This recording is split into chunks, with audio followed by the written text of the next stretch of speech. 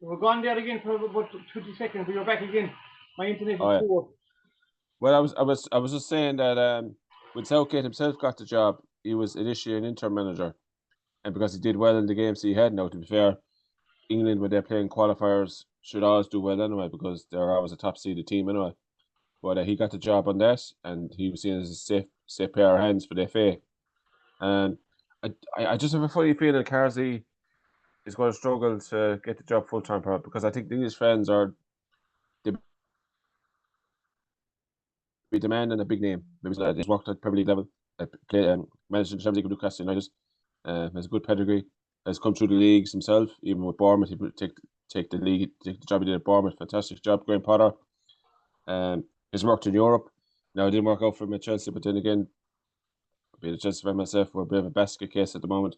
But look, I think if Carsley does very well in these two games, who knows? The FA might just give him the job.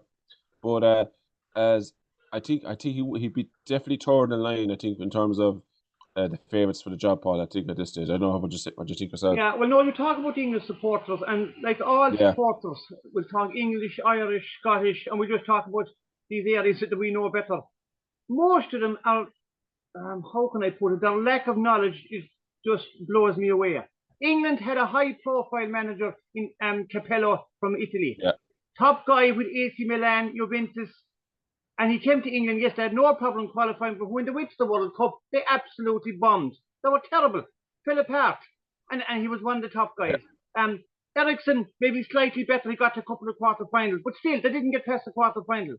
They have seen in the last two tournaments, of the last two Euros, and a former English player under 21 manager got them to two finals. Yes, they probably should have maybe at least won one of them, but still. So these English supporters, and I would classify a lot of the Irish supporters the same way, looking for this high profile.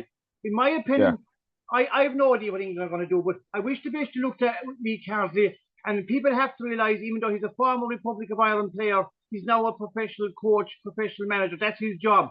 And he, in my yeah, opinion, he was never going to take over the Irish job. And I thought these podcasts were only doing clickbait this time, last January and February, saying Carsley was nailed on for it and he was going to get it. That was only all clickbait trying to get views.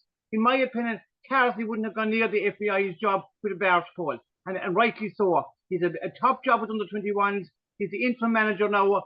So, I just say that. Now, looking forward to the game, we'll just do a preview close. It says it's going to be very interesting.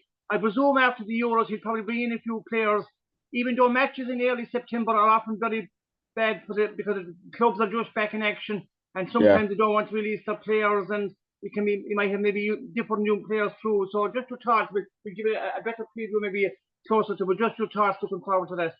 Yeah, I think it might give a few opportunities to players that might be on the fringes. They might have gotten much game time under Gareth Southgate at the Euros. I don't think clubs. It's Nations League games or the English clubs, the big clubs now in Arsenal, Manchester City, Chelsea. They probably, if their players have any bit of a knock, they're getting pulled out of that squad. To be fair, and England's, it's Nations League. England would see this group as a group that they should be winning, regardless of what squad they pick. So there mightn't be as many high-profile names in the English squad. Now, there'll obviously be a good squad. We get that.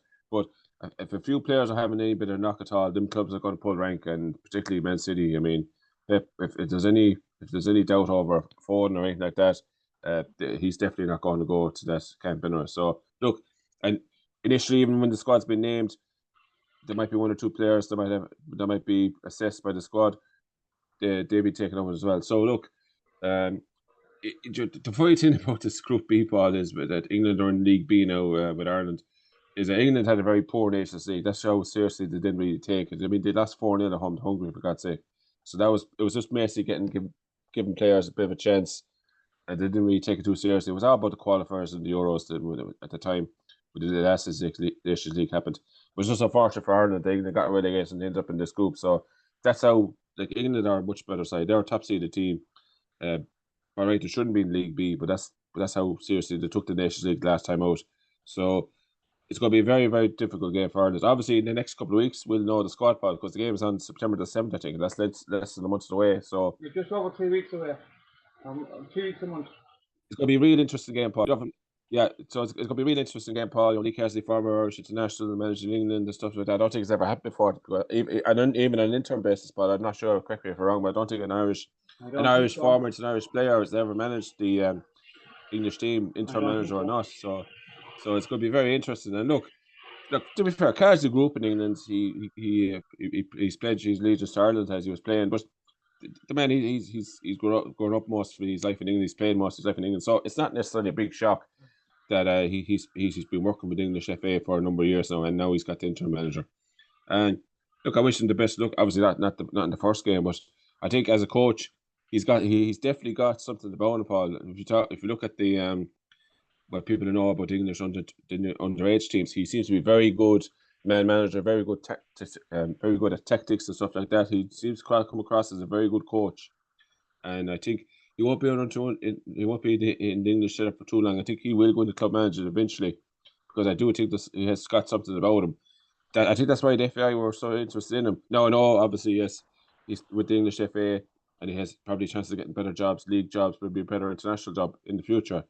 But I do think that was one of the reasons the FA saw him so appealing, is because we have a young squad. But obviously, we have a few older players, but the gap between the younger and older is getting bigger, and probably the FAI saw him as a man that could gel that team together.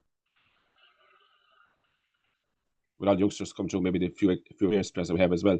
So here's a missed opportunity for the FAI. I do think that he didn't fancy the job, but look, that's Lee Carsley's choice. He said, "No, I'm going to hold my guns. I'm going to stick with the English FA."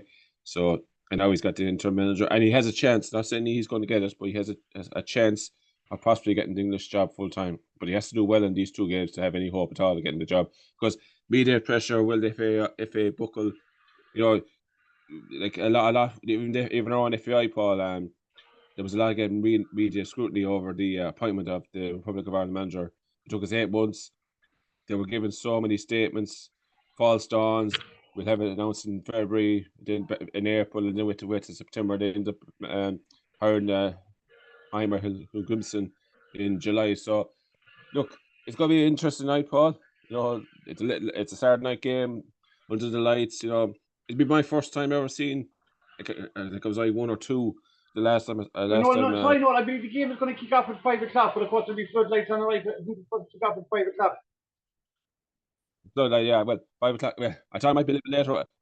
I thought it might be a little bit later, but I think that might be for I wouldn't say it'd be crowd trouble. I hope not, Paul, but I say that's probably one of the reasons why it's probably a little bit earlier as well. So I didn't know that. I think it's 5 o'clock. I thought it might have been 7:45 kickoff, but if it's 5 o'clock, I'll take a word for it. So yeah, I think it's going to be. Look, it's going to be a great evening. You know, and of course, before we move on, the media are going to love this, because I'm talking with the Irish media. They have their stories, the headlines fill now, former player, and then of course the possibility they'll be getting all excited of Rice and Jack Grealish and the squad are named. So that'll fill all the headlines, that'll fill all the podcasts, and the usual old guff will be coming out. You know what I mean? So it's perfect for the media. The podcasts and everyone else around it. They'll be before the game even look at the matches, the matchups, the whole storyline. So it's a perfect. You know what I mean? Even though, in my opinion, for Ireland, we'll preview it closer to the games against Finland and Greece are 10 times more important. But just it's the first game, so I suppose we look forward to the next one before we move on. Well, the former Irish international said it's show business, baby. You know what I mean? I mean that's what it's all about. You know, that's what get the crowds in, Paul. Let's face it. If we weren't playing a higher caliber team like England, I'm not saying we wouldn't fill the stadium, but we're definitely going to fill the stadium in that game. And of course, sorry, no, for across you. I believe the tickets were sold in bundles of 3s. The home games was said, you know. Yeah, I don't really like that, Paul. I remember last year the Greece game and the New Zealand game. The Greece game was a qualifier, and I couldn't get to the New Zealand game, and so I had to buy the tickets. I had to buy a ticket that I couldn't use. So I don't really like that. But look, given the game itself, Paul, it's going to be intense. As you said, Greece and Jack Grealish and Rice. What's the reaction going to be? Will they play? Will they bother turn up? Will they bother just say, "Oh, they have a slight knock, they won't bother coming over"? It all depends, Paul. But look, we'll preview more in a couple of weeks. But it's something we look forward to in the end.